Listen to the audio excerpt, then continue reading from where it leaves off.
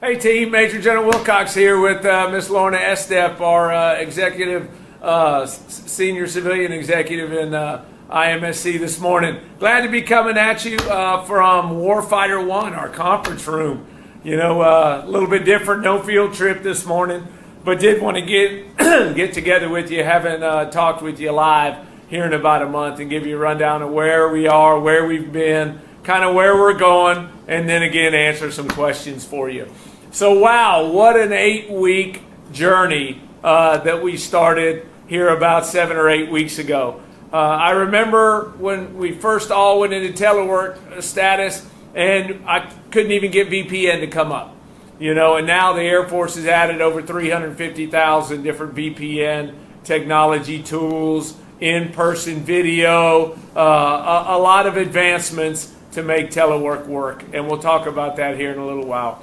As for the workforce, we currently have one person across the entire AFIMSC enterprise that's currently positive for COVID-19. And that person is at their house and has been at their house, under quarantine, self-quarantine and telework for the last 3 or 4 weeks. So at no time did they come in contact with or were they ever in an office to do that. Total to date, we've had nine people that have tested positive for COVID-19. 8 have recovered. It goes to show you how quick it could spread. We had, of those 8 that have recovered, 3 were in one family. And a person came into the home and that was carrying it, and 3 of the family members got it. So it's important, that we take the right steps. Social distance while remaining connected. We got to take those correct physical proximity steps at home and at the grocery store and everywhere we go in addition to work. So 8 recovered, 1 currently with COVID-19. We've been absolutely worked hard, and with a little bit of luck, we have been able to keep COVID-19 out of all our work facilities over the last 2 months. At no time have we had to go in and deep clean any of our facilities or do contact tracing. That's where you go back from somebody that has actually been tested positive and find out where they were and those folks that they've come in contact with. So our facilities are still in pretty good shape. So as a workforce, you guys are doing an amazing job of keeping COVID away from, our most valuable resource, which is yourself, and keeping it out of the workplace. My number one priority through this and always, continues to be you and your family. And all the actions that we're taking now and will take into the future are centered around you and your family. If I can keep you and your family safe and give you the technological tools that we're trying to push out there, then we are getting the mission done. And I think we'll actually be in this posture for some time. I know it's a huge weight on everybody's mind as the president rolls out his reopening the country and the Department of Defense talks about returning to a full capacity, and the Air Force talks about that. Absolutely an important piece that the Air Force and country need for the economy to keep the mission going and everything like that. But not everything is built the same. It's not a cookie cutter approach. We're doing a fantastic job taking care of the mission in the environment that we are currently operating in. If you talk to anybody in the medical world, this can be expected to go in peaks and valleys for the next 12 to 18 months. This is not going to go away in 3 weeks, a month, or even by the end of the summer. I think next fall we'll see, things being taken into account for the potential, return to school in the communities, etc. If you look at what at least the mayors are opening back up in the country, it's those areas where you can still have easy social distancing but kind of build resiliency. Parks. JBSA opened up the golf course today, opened up JBSA Canyon Lake, and opened up Outdoor Rec just to check things out. That's for family resiliency and to build those things, because we do got to get out of the house a little bit. I take my family and we go out. We enjoyed the golf course for the last 6 weeks because at the end of the day, we were out walking on the golf course. Shh, don't tell Lackland. We were out there doing that. And that was a great time. But now they're opening up some more of those resiliency things in a smart way. The return to full capacity is exactly the same way.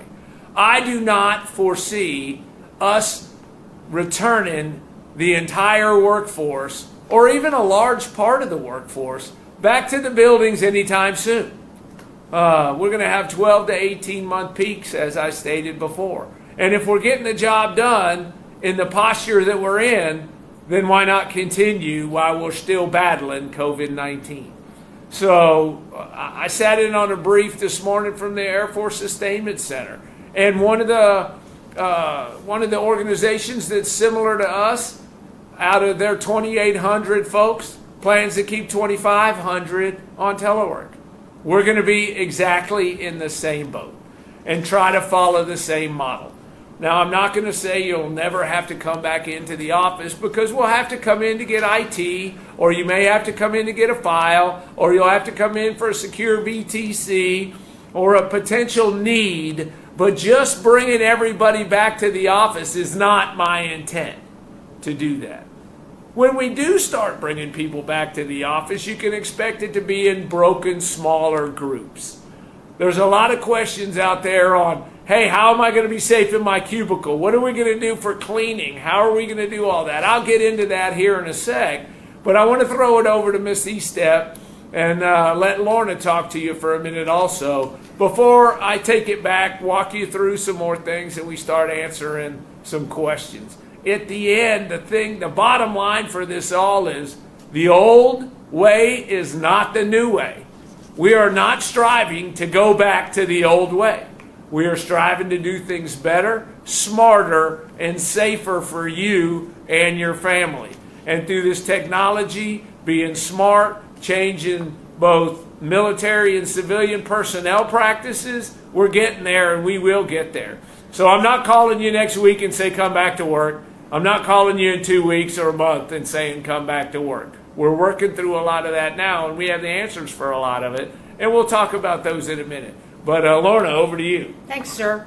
And thank you out there on telework land for what you're doing for our Air Force. We continue to get great feedback as we're taking care of the mission of the Air Force on how well you're doing, so I appreciate that. And I know it's not without some amount of ongoing pain, if you will. The general mentioned when we first went on telework, I couldn't get on VPN till midnight, to get the capacity that we needed. Now with the new technology that we've got there and the several methodologies in VPN, I'm on all day without getting kicked off. So it's really great. And General Bunch and all of the leaders in the Air Force are saying, we're not going back to pre-COVID-19. Just because we've seen the advantage of the technologies, why wouldn't we take advantage of that? We just got off of a CVR. Who would have known what that meant? 8 weeks ago, we've got new technology out there where we listened to the briefs that the Sustainment Center gave on the return to full capacity and watched people brief online on the VTC. In this case, right here in the office, but yesterday we did the same thing, and I did it from my house. And I will tell you, my experience at my house was a lot better than coming back to this network, because I don't know if you noticed, sir, there was a delay in the picture and there was a delay in the sound on this network. When I was Wi-Fiing in through the VPN on my house, there was none of that delay. So we are actually having a better experience, I believe, in telework than on our IT side than we actually are here in the building. So why would we come back to watch that little blue circle of death on our screen when we're having a good experience in taking care of the mission from our houses or from other locations? So that's been great to get at this technology, and that's actually been an irritating for us for quite some time. The second piece of that is there are going to be times where you're going to have to come back into the office in order to get the mission done, or to be able to continue to get access to the technology that you need at your house, or the information that you need from your home. There's lots of considerations that we have put in place, as you probably noticed. This is actually not a normal, quote, policy telework. We've opened up our policies on teleworking to provide max flexibility. And I know we have several questions on that. But we're looking at policies, and have actually been asked by the air staff this morning, what policies are out there that we need to change in order to enable the new future state for us to get the mission done in entirely different methodologies than we've done in the past. How we use technologies to do our mission, and what other things do we need to put in place to make it easier to do that, while we continue to reduce the risk to our people and risk to our force in this environment, as well as in what we're finding out, any potential pandemic or flu type situation. So I'm proud to be part of the team. We've had great success over the 8 weeks at improving our experience at getting the mission done from alternate places than here in this building or wherever your permanent facility is.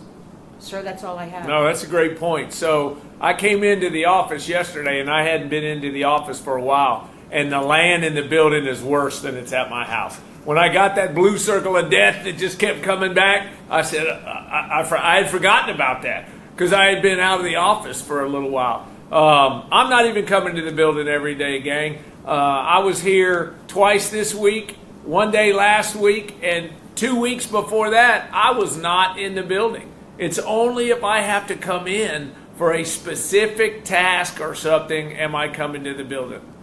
And we've done some pretty good things around the building. We've increased the contractor cleaning of the general areas 3 times a day. They walk through the hallways and the restrooms, and are squaring that away. We're looking at a lot of things as we go forward. Cleaning stations in the bays, in the hallways, some type of self-screening potentially at the doorways, for temperature or IR. But the number one thing is, don't come in if you don't feel good. Don't go anywhere. Don't go out of your house. Segregate yourself in your house. There's going to be a lot of self-policing in this, just like there is now with, washing your hands, and keeping at least 6 feet. We all got masks. We're buying masks for everybody. I got my mask right here. We bought 1,250 masks, got them in for the folks that may have to come in initially, and we got another large batch coming in. When we do start coming back in, or you have to come in, it's going to be a joint shared experience. We'll take care of the commercial areas, and we've already upped that, but we're going to ask folks to take care of their cube. We're going to have to take care of our own workspaces, as we move forward. Hey, gang, I'm well versed on the child care piece, too. Child care piece, high-risk folks you got living with you in your house. Maybe you have a parent living with you. I'm not going to ask you to come back to work with that. I know we're building our way ahead around these atmospherics that are located in the local area. Let me give you a recap of what JBSA looks like. Only mission essential folks can go to the CDC. Why? Because the CDC workforce is high risk, has high risk folks also. So they can't maximize, and they don't have a full capacity CDC on base. Well, the capacity is not off base either. And I realize summer programs are not going to be going on. Camps through the youth center, or camps downtown, sports camps. All my kids' camps are canceled. My wife has become jack of all trades, and now Marion is a homeschooler teacher. every day with our 6-year-old and watching out, for our 10th grader. So I know you are balancing work with that. We're building and trying to max flex schedules.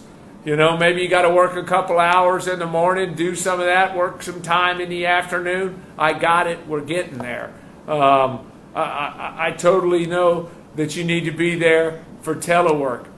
When I first got here, I wanted to make PT available, physical training, physical fitness available on telework. The Air Force rules and the DOD rules didn't support it, but they do now.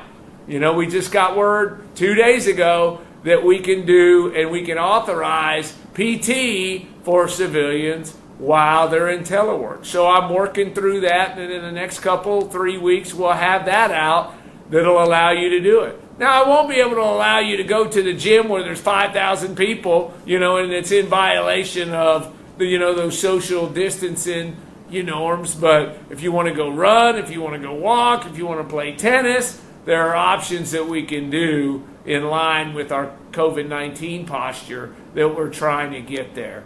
So our director of staff is working with all the PSUs and the directors to build a back to capacity plan. When you hear that, it doesn't mean we're bringing everybody back. I can't stress that enough. It's just even when small numbers start coming back into the building every day, we want to have plenty of cleaning supplies on hand. We want to have the general areas cleaned. My narrative has been, people say, hey, well, we need to redo the entire cube farm and reallocate space and do all that. Well, that means that we're going to bring everybody back in, and we need to. Let's spend that money on technology, teleworking tools, and thin the workforce out by using max telework so we don't have everybody in the building. That we're not going back to the old way. That is not the goal. The goal is a new and improved way ahead with technology. Sure, we want to see your face, and we'll see your pretty faces every, periodically, and folks will have to come in, but there's ways to work it, and that's where we're trying to go with some of that. So, Lauren, you got anything else before we take some questions? No, let's go to the questions. All right, Mike, what do you got, man? All right, sir. You might have hit on some of these. You covered a lot of the turf, but there's obviously concerns that people have about their health when they do return. You mentioned having stations and all the sanitation. Someone has asked, you mentioned our own workspace is our responsibility, but would there be some level of a building-wide sweep or fogging or something with the HVAC system that would take care of it one time, and then we come in and make sure we keep our areas clean after that? We are taking a look at that with Port San Antonio, who we lease the facilities from. We actually are working a project to install UV lights that kind of sanitize the flow coming from that. We've put out guidance to the entire Air Force on, HVAC filters, HEPA filters, and what that looks like. We're exploring the fogging. We got to do that in conjunction with the CDC. So we're waiting on CDC guidance. The CDC gives us cleaning standards and the right cleaning supply, and we follow 100% what the CDC guidance looks like. So, as far as cleaning the building, absolutely, they're in cleaning the building today. The cleaning of the building has never stopped. So I don't want anybody to think that we just got up, walked out of the building, and it's been locked up for 2 months. The cleaning contractors and the custodial workers have been here doing that, cleaning the bathrooms, cleaning the general spaces, exactly what they used to do, but we have increased that. You'll see them in the hall daily. They're wiping down the rails. They're wiping down the doorknobs. They're doing that, as we come back. And we're taking a look at technology, on how to fix that. How do we make door openers? We got buttons on the doors now, right? So how do you make doors automatic where they can open up? Or I can put my foot in a door and open it. We got fire safety that we got to work through and things like that. Touchless towel dispensers potentially in the bays with the cleaning supplies so we all don't have to touch. We're working through all these things and we're getting there. But it could be possible you have to come in, to get something before that. The building has never been shut. Folks have been, coming in to get an IT refresh, their computer stops, something like that. I could take you out there and show you the parking lot, though, out front, where you can't ever find a parking place, and you got to go down by the gate, completely empty. Just not a lot of folks. But we're going to have to be smart. Is riding in a van pool on the way to work with 10 people, that's not even in the thought process. First, those 10 people ought not to be coming in. But, we got to practice that smart social distancing while still remaining connected. Here's some other cool things that we've been working through and doing. So I did a re-enlistment this morning, and we had a flag, and we were well social distanced. I'm doing a retirement ceremony that won't occur till May the 8th, but I'm taping it this afternoon, and they're going to put a video together for it. I'm online to do another one next week or the week after, where we're going to do it on Microsoft Teams CVR, and we're all going to come together virtually on the screen for their family, friends, and they're going to invite them in. When I tell you we're looking and we're doing new technology, for 2 weeks, I didn't come into the building. We had virtual meetings, and now we have virtual meetings with video, so I can, see your pretty face and hear your voice, make sure everybody's doing good. We're doing video, we're doing audio, and we've had I've been on meetings with upwards of 80 people on the meeting. Now, you can't all have video on at the same time, right? The person that's talking has the video. But upwards of 80 people, we have been on these meetings, and they're working great. So if there's a problem with your computer, if you don't have that technology, let us know. We'll get it on there. But that train is moving so fast, it's doubling in capacity almost about every 2 weeks. So a lot of good things with the building, to keep the building safe. Ma'am, the boss talked about the PT policy. We have a question. Would people be allowed to have professional development time too when they're teleworking? Is there any been discussion about that? Absolutely, and in fact, there is policy today that enables us to combination between the PT and personal development, take 3 hours to do development or the PT a week. So that policy exists. It hasn't changed. And in fact, in some of our newsletters that we send out on a weekly basis, we put some links in of some things that are available free online.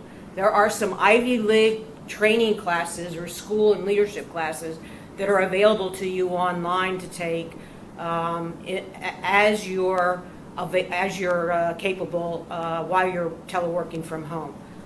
I want to provide kind of some thoughts to you on how to work with your supervisor to make sure that you're getting the max out of your telework experience. And the first thing is, we understand that we need to be flexible. We have relaxed the telework policy where it used to be, if you recall, we made it very specific that your telework time was work time and you weren't to be taking care of parents or children, or was not an alternative to child care or alternate health care. We've relaxed that to say, hey, we're flexible in the schedule. Work with your supervisor. We understand if from 10 to 2 you've got to do the child care thing or take care of a parent, so you can work from 8 to 10, you can work from 2 to 6, alternate your hours so that you can get in your 40 hours a week, but we're not asking you to do it without taking care of kids at home, because we understand child care is not available. Work with your supervisor on, if you see, hey, I have an afternoon free, none of those tele meetings, none of those phone calls. For some reason, we're very productive as we're doing the telework, and you got an afternoon free. Take a couple hours and take one of those self-development courses online. Let your supervisor know that that's what you're going to do. So This is about you taking personal responsibility for yourself and for your risk and for your time, and letting your supervisor know what you can do, and having your supervisor then enter into the, well, I really need you for this 10 o'clock meeting. Can you do some of the home care before that, take telecall, and then go back to what you need to do? Have that dialogue and be open with your supervisor on that. We are really being flexible as leaders right now to get the mission done, but to deal with the fact that we are in a pandemic. We have high-risk folks out there. We know members of your family may be high risk. You yourself may be high risk. There's a tremendous amount of flexibility for you to continue to work. And as the boss said, I believe we are really lucky in how we've been able to pull this together on this telework and meet the mission.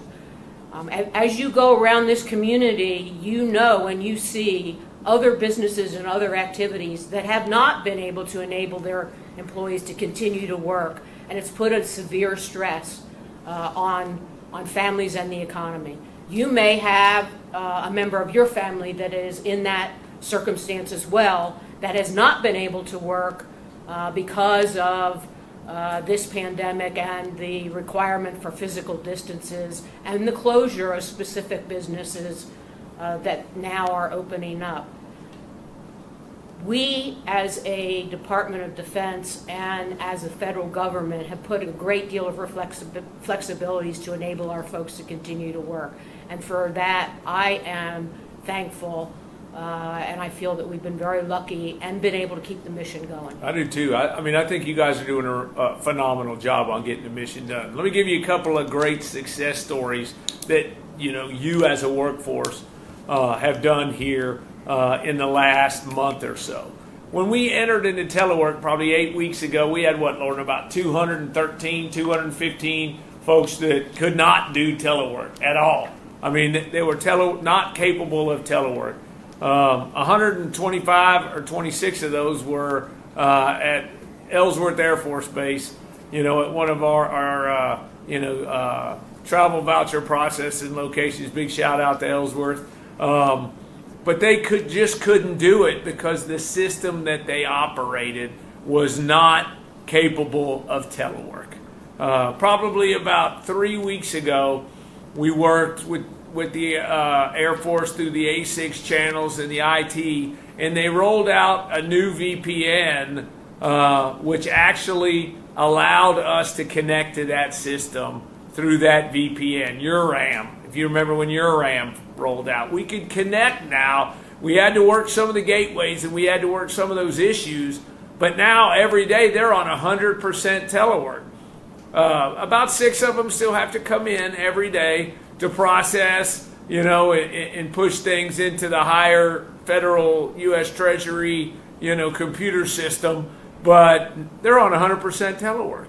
Right here in Building 1, our very own, Air Force Services Center, the Shared Services Center, and some of the other, payroll functions. When we left, we didn't know where we were going to be able to do there, and now they are on 100% telework almost. I walked through the services bay yesterday. There was one person in there, so they got to come in. A few of them got to come in every couple of weeks to hand jam the checks, right? I mean, I don't even think we could carry that printer home with us. It's so big. But we come in, print the checks, get them in the mail for that, and then go on. We were the first center in AFIMSC. General Bunch said, hey, get the telework, get out, protect. We did. And this week we transitioned our crisis action team, which is up and in communication with the AFIMSC all the time. We transitioned our crisis action team, which, nobody ever thought we'd be able to do that, to a telework status. We don't have the SIPR yet. We have the tools that we think we know how to do it, with some new technology that has come out. So if they get a SIPR task, they got to come back in. But through this other technology, they can real-time call, video, chat anybody to take care of anything that comes in. So that's what we expect to continue over the next 6, 12, 18 months to facilitate and increase our mission productivity while taking care of you. So, got another question for us, Mike? Yes, sir. Ms. Estep, when you were talking, we got a question in, and it was about the word not potentially getting to supervisors, of what you were saying about the flexibilities, and I think some people think maybe their supervisors are treating them like business as usual. Is there a way to perhaps send some type of information out that summarizes the flexibility that we have? I think these people are concerned that their supervisors aren't hearing that same message you just gave in the town hall. Certainly, we continue to message what the capabilities are and what the revision to the rules are, and we can certainly do that. And if you feel that for some reason you can't talk to your supervisor, go to the next level up the chain of command. There's someone in the chain of command that understands the flexibilities and can work your particular issues. We communicate, we're having this town hall today, and hopefully every supervisor is on here listening, but there's probably some that's on a mission phone call somewhere that are not listening to this. We're constantly communicating, but there is occasionally one person that doesn't get the word, and then we need to elevate that up so that we as the leadership can deal with that. We want to make sure that you monitor and take care of yourself, and then we want all the leaders up and down the chain to do the same. This is a lot about personal risk. I was thinking about, our safety messages that we used to do, right before grilling season, which is almost coming out. Remember, you get the call safety slide. Yeah, there you go. You get the safety slide that said, don't do something stupid like, put gas on top of a lit grill so it burns back in your face. Remember those safety briefs? Well, this is a longer term safety brief where we have to take assessment and do risk management of ourselves, and we have to do that up and down the chain. So I kind of ask you to not just look in your particular circumstance, but also look after the folks that work for you and the folks that work with you as you think about what's the risk associated with this, because it's about minimizing the risk. This physical distancing that we're after, the cleaning things that we're doing, that doesn't avoid the fact that the COVID is around us. That helps minimize the risk of exposure to it, and we need to continue to do that. I know before this, I didn't think about just running to the store after work and picking up pizza or something like that. Now I make a list and make sure that I only go once a week, so I'm not exposed to that. This is the same thing we're asking you to do in the office. Think about what you have to do, but minimize the time that you have to come to the office for the duration of this pandemic, which, as the General said, the healthcare industry is saying will be in spurts for the next probably 12 to 18 months before we actually get some sort of flu shot or serum that will help stem this particular pandemic. Right. Absolute team ball, gang. It's going to take us all. Let me ask you this question. Go back to 1 February when all this was coming. How many of you thought that we would be almost 98, 99% telework in IMSC? There was a lot. I remember when I sat in front of you with the first BTC that we had, or the first Facebook Live, and then the second, and there were a lot of questions on, hey, are we going to be able to do telework? Am I going to be able to do that? Is it going to be, what's that going to look like? I think we'll have to work through some bumps to continue on and what return to capacity looks like. But the intent is not to go back to the old, so I put it in my message I sent you last Friday. We're talking a lot about it right now. It's going to be built into the plan. I'm talking with the directors and the PSU commanders this afternoon, online video chat. We're back into our normal battle rhythm with IMSC leadership meetings. We started that last week, and we're back into that now, and it's going great. So, we're going to take care of you, and make sure that we don't, have too many folks running around places they don't need to be. That's a good point. This has been amazing to me because we could sit around this table as leadership in Warfighter 1. Rob probably was a year ago that we started talking about our telework policy, and everybody was saying, I don't know, I don't think we can telework. We can't get our mission done when we telework. We need to have the meetings. We need to physically be here. We need to to be in the building. This is a team sport. Well, 98% of us are teleworking. The mission is getting done. And I'm hearing from some people, they feel they're even more productive than they are at work, that there's more time. I know I feel that way, but that's because we're not doing any TDY. So, I'm 100% involved and able to be right on the spot because I'm not on an airplane somewhere, or I'm not, at a different location where you can't get connectivity. So I've become a lot more productive at getting things done. It's our appraisal season. This time last year, I was begging people to get their appraisals in. We're done. And we had less of a window to do it. Right. We're not done because we haven't, finished getting it to the employee, but in terms of doing our end of it, we've got it complete. And I didn't even have to make a phone call. So thanks for that, Rob. You probably did, but I didn't have to do it this year. Right. Ms. Estep's talking to Mr. Rob Jackson of DP, and we have some personnel questions. And 4 or 5 people have asked this, and of 4 or 5 people, we're now at 559 people watching us. Woohoo! So Thanks, gang. All right. Thank you for tuning in, as well as thank you to Brandy Grove of the CSS. Brandy's online answering questions for us about leave and leave carryover. Perfect. And one of the questions was about civilian leave carryover. Have you heard any updates about that, ma'am? Not at this point. This is what's happened, just to put it on the table.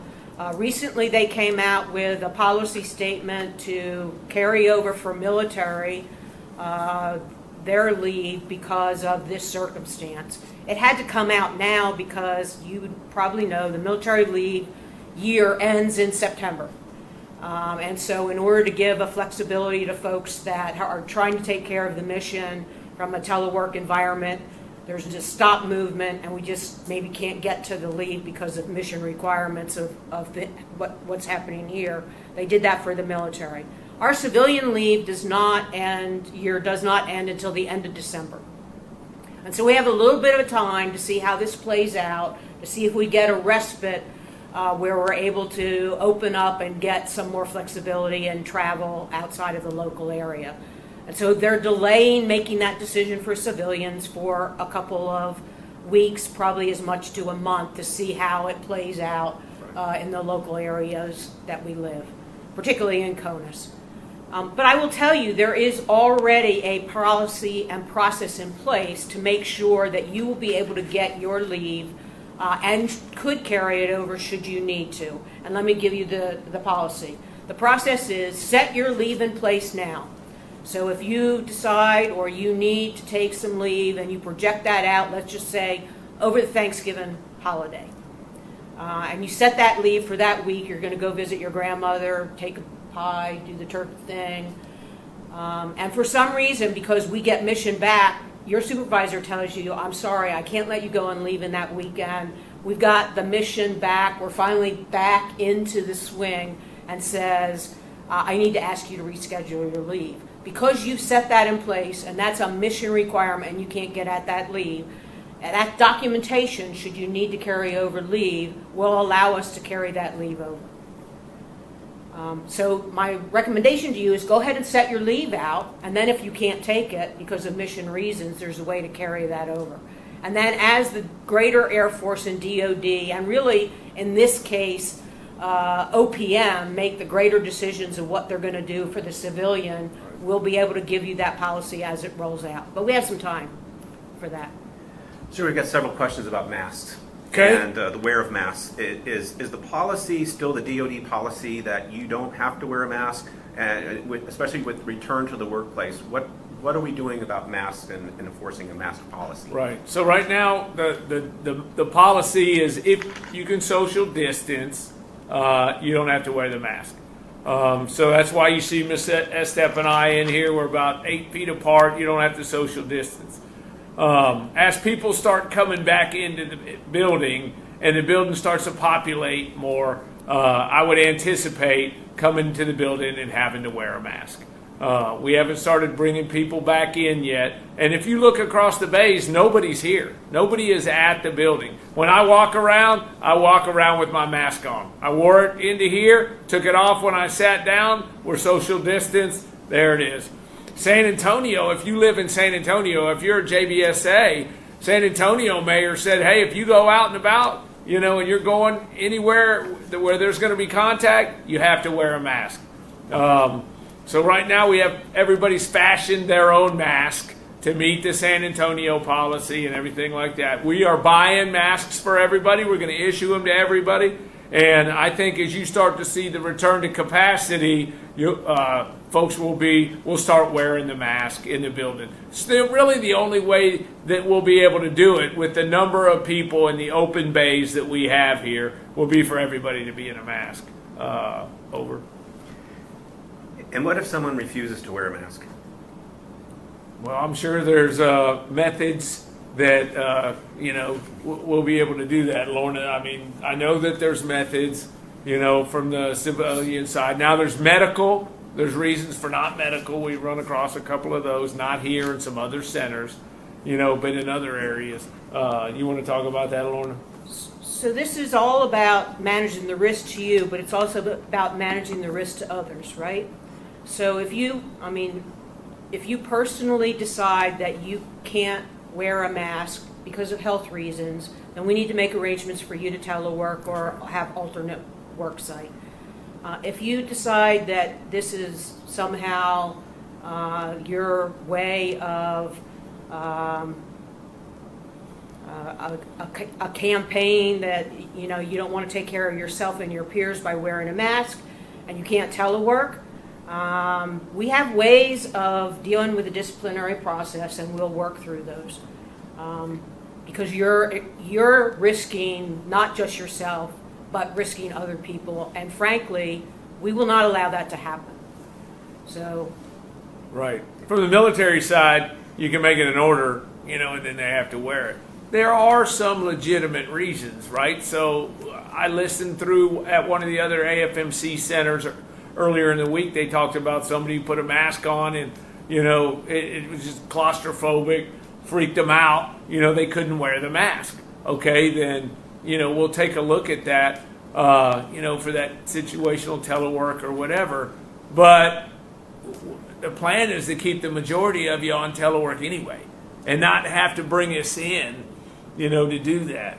Because if you bring it and you repopulate the bay, as soon as you repopulate the bay and somebody comes down positive with COVID, you got to contact trace back everybody in there, and now we're back on telework. So the rubber banding of the workforce, your safety, the safety of your family is not worth the steady state goodness that we're getting right now out of telework. So a couple of technology questions. While we've made some gains, people are asking some questions. Do we still have to bring our computers in at all for the updates? Are those being pushed to us in our telework capacity? Right now they're being pushed or it's suspended. So I don't know if we've started pushing them. I think as the VPNs have improved that we're pushing some of the patches over VPN now. Yes, sir, we are, and that's a good point. So I encourage folks to make sure that, for instance, their virus software is up to date. You can do that by clicking on the little box in the lower left end and looking to make sure that you don't have a little caution sign on your McCaffrey. If you pop that open, it will update. That same little box down there will tell you if you're due an update, and that means you need to make sure you connect to the VPN to get that push. Okay. There may be reasons why you have to come in to the building. We recently had a little spillage issue where we had to reformat about 130 computers, and so we scheduled people to come in. We made sure that we scheduled them so that they didn't have to stand in line and they could get their computers dealt with. But there could be a circumstance that you need to actually bring your computer in. In order to get the original Teams version, I had to come in about a week ago to get that application downloaded on my computer. Now, with the new Teams that we do for CVR, you can do that right from home. So there's not a lot of reasons that you'll have to come in, but there occasionally could be to redock your workstation. Right. I recently heard that almost everybody in the Air Force has a CVR Teams account. Everybody should have got that email, CVR Teams. It gives you a different email address and a different login. But once you do that, it operates on your computer outside the VPN for video teleconference and everything like that, so it doesn't bog the VPN down. So if you don't have that, work that up through your supervisor. But even the IT world, our IT office here is by appointment now. So you don't have to come in, turn your computer over, sit there with 5 other people, in violation of our what we're trying to do with social distancing. But you can make that appointment, come in, drop it off. They can work it. You can come back and pick it up later that day or even the next day. So we're trying to redo all our processes to accommodate, the atmospherics that we're working in. Ms. Estep, how is the COVID-19 situation affecting our hiring and people PCSing and taking other jobs? So good question. So interestingly enough, who would think that we could do virtual onboarding of new employees? But the civilian personnel processes have figured out how to do that, and we are hiring and bringing people on board. Now, there has been, as part of the STOP movement, some PCS issues for folks, but we are now working through them, through some exceptions to policies, and if we hire folks, we are bringing them on board and moving them. We have a summer program called PSIP, Premier College Intern Program. All these acronyms. They're actually doing that program, and the first year of that program is trying to get great college students that are in their junior year kind of ready to come to work for the Air Force after they graduate. It's about, getting ahead of that 6 week before they can get their security clearance, all the access and that sort of thing. So we bring them on for one summer, they get that access. The next summer when they come on, because they've already had that done, they're able to come up as a full up round and being employed. This year we're actually doing that onboarding of that PSIP program virtually. So they're not coming into the office to do the onboarding. These are students. They're not graduated yet, but we're going to be able to get their security clearances, do everything virtually, kind of bring them in and virtually bring them into the Air Force culture. And then the next year when they graduate, they'll be ready to bring on. So we have adjusted processes across the Air Force. Many of you that maybe use the Air Force medical system or the DoD medical system, or even here in the primary community, have seen that we're doing more telemedical stuff than we have ever done in our past. Doctors are doing things by phone and by video, both on the base and outside in the community. And the debate right now is they're not going to go back to the old way, just like we're not going to go back to they're going to take advantage of that telemedical, which is easier on the patient as well as the doctor, to not have to have physically people come into the office. So I really see our lifestyle changing as a result of this, taking advantage of technology. We're still going to want to get together as a group. We're having a discussion about what do we do, how can we do a virtual picnic? That's right. Well, everybody go in your backyard, put the grill on, get your hot dogs out, take a picture, and we'll do a virtual grill, and we'll have some chat about, what's going on. I don't know if you've noticed this, but my meetings are going a little bit longer when I'm doing telephone calls and that sort of stuff. It's not for the topic at hand, because we're handling that within the meeting. Where it is those sidebar conversations that you used to have before you came into the meeting. How's your kids doing? Right. How's Marion doing? Hey, I heard you got a graduate. They got a job yet? All those things that we used to do to interact and do that social connection. That's happening on the meeting, at the meeting time, because we don't have that beforehand. Right. So last night I started thinking, well, why not? Why don't we have a virtual, go into the platform 10 minutes early and let's have a little discussion, a personal discussion, and then we start the meeting on time and end the meeting on time so folks can plan accordingly. So I think we're going to start changing our habits a little bit so that we take advantage of this, but do that social connection. which is important whether we're virtual or here in the room together. 15-minute freestyle between meetings. I'm all on board with that. What do you yeah. think? Oh no. You know? I just opened up Pandora's box. But hey, gang, who's doing the virtual 5K with us? Yeah, right? there you go. We pushed out a virtual 5K, fun or competition. You know, you go, you run it, or you walk it, you do it with your family. You know, anytime over about a 3-week period, you know, we're going to kick a shirt out for it. You know, an IMSC shirt, you get a shirt, and you get to do it on your time. You don't have to show up at 7:30 in the morning to go run with a group. You do it on your time, and then, you know, you post it back if you're competitive. Post your route, post your time. You know, one of the apps that's out there. You know, and we got a rockin' 5K.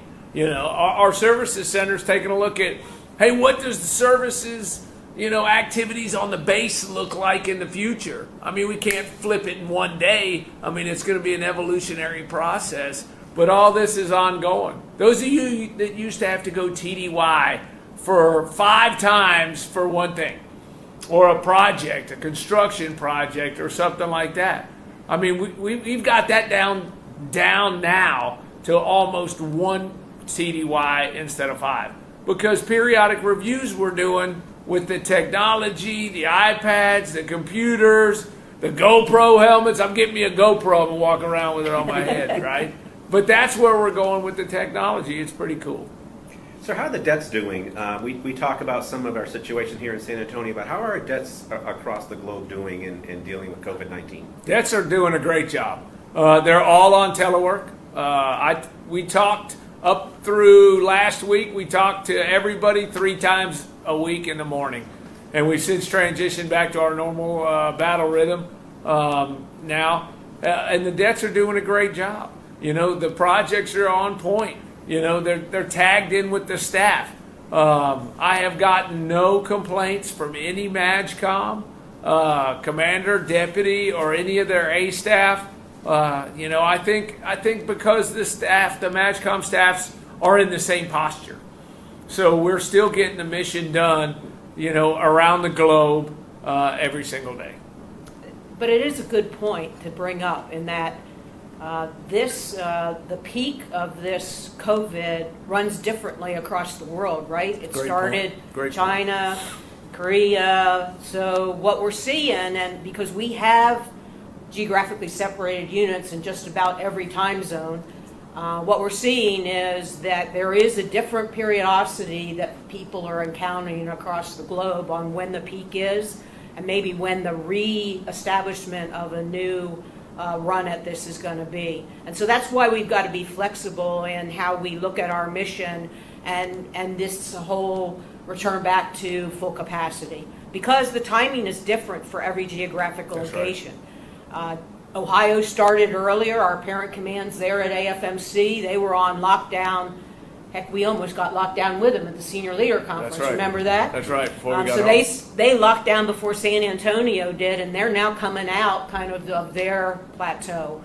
The Boston area and the New York area had got hit way before we did, and actually worse than we did, just because their population density is worse. And so the situation locally really has to be taken into account as we come back to full capacity and what that means, because it's different in every location. That's right. We got folks in a different posture all around the country. Sir, in conversations with higher headquarters and Air Force leadership, have you heard anything about testing, and is there a plan to do some testing of employees? Well, the Air Force, obviously everybody wants to try to get more tested and get tested. So, I mean, the Air Force is breaking it down into tiers. You know, it depends on what your mission is. You know, accessions, you know, those that are engaged, you know, in a combat zone. There's some different tiers there. But if you talk with the SG folks, you know, there's no testing somebody that's asymptomatic, you know, is not recommended. First of all, you're testing it, and it's only a point in time. As soon as you walk out, you know, you could get exposed to something else. 2, they don't have enough tests in the processing locations for it. I mean, you can't test everybody every hour, you know, or every time they go to the bathroom or every time they show up to the building, right? So we're taking a look at some of those biometric things. We're asking folks to take your temperature at home before you come to work, maybe a temperature scanner at the door when you walk in. But right now the testing is if you have symptoms, they're doing the testing so, we can do the contact tracing. Asymptomatic testing does not work unless you put somebody in a 14-day quarantine, because you just don't know, and you can get a false test, if you're not showing symptoms. So, I'd ask people to go on the CDC website and the SG websites and some of those websites we push out to you and kind of educate on, the testing and asymptomatic. But I think at one point the Air Force estimated it would need about 80,000 tests a day or a month or something like that to get there. And then the national capacity is just not there. They're pushing that, where the hot spots are in the country, in the asymptomatic folks that aren't showing any, we got to give it to the first responders. We got to give it to the healthcare workers. We got to give to those in a combat zone. We got to give it to new accessions before we bring them in and put them, all right there. So I think it's going to be a while before you see massive testing, but the folks that are prioritized higher, are getting that testing. Lauren, did you want to add anything on that? No, and I think the emphasis is really looking for a serum or a flu shot to be more preventative, because the testing is, like you said, just a point in time, and unless you go into a quarantine situation where you're not exposed, it really isn't going to add a reduction of risk to other personnel because of that testing. There are other things that are better at reducing the risk of exposure. Wearing the mask, cleaning, washing your hands, social distancing, really actually in the end reduce your risk for exposure more than actual testing and showing that you're negative to the test. That's right. So a couple of questions about travel, specifically local travel. You mentioned Canyon Lake opened up. That means our folks can go to Canyon Lake and use the rec camp up there. That would be considered local? Yep. Okay. Any looking at PCS waivers to allow families to move ahead of a military member? If there's a justification, right? So we can authorize anybody to move under an exception to policy. We are doing that right now for folks that have to go, based on jobs. The Air Force is taking a look and is coming out with a prioritization. Last I heard, it was an 11 category prioritization that they're looking at because folks are going to have to move. We are approving folks to move right now in June. The stop movement order goes through the end of June. So we're looking at, there's folks moving in June, there's folks moving in July. The services are working to try to get the stop movement order authority pushed down to the installation commanders and the services, based on what's going on locally. Because as we transition, like Ms. Lorna just said, and it's different in every location, we're going to have to manage this locally. So the exception to policies have to be agreed upon by the losing and the gaining commander. I would not PCS somebody in to Boston right now unless there was a dire need to do that for their family. But somebody going somewhere where the numbers are low and they got a good plan, we're approving that. So yeah, Mike, we can work those on a case-by-case basis for the family to go separate, for the family to go later, for the family to go concurrent. So we just have about a minute left. Wow. Over to you. We have several questions. I want to assure people we're tracking the comments. We are going to get a Q&A put together of a transcript of the Q&As, and we'll include answers to the questions we didn't get to, as well as we'll make this video available for those who weren't able to watch it on YouTube. All right, gang. I just wanted to say thanks and let you know that, myself and Miss Lorna, the senior leadership team at AFIMSC, General Bunch, all the way up to General Goldfein, and our secretary, are absolutely proud of how everybody is fighting through this and what you're doing every day. We have not seen a reduction, or a large reduction in what we're able to do. We're getting the mission done every day. We didn't even get a curve in IMSC that we had to flatten because, you know, you took it seriously, our leadership team took it seriously, and we did those right, correct, preventative measures, you know, to take care of you and your family through that telework. We're going to keep thinking that way. We're going to keep going down those roads so we can take care of our greatest asset. Everybody, I wish a great weekend.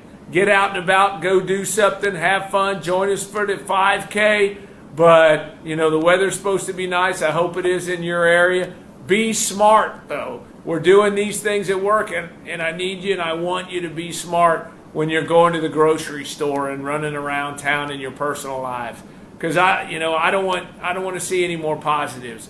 I don't want to see you bring that back into your house with your family, you know, for your parents or your kids or anything like that. You're our most important asset. You're our number one priority, and you remain that way. Lorna, you got anything to close on? Thank you for what you do every day, and be safe. Thanks, gang. Keep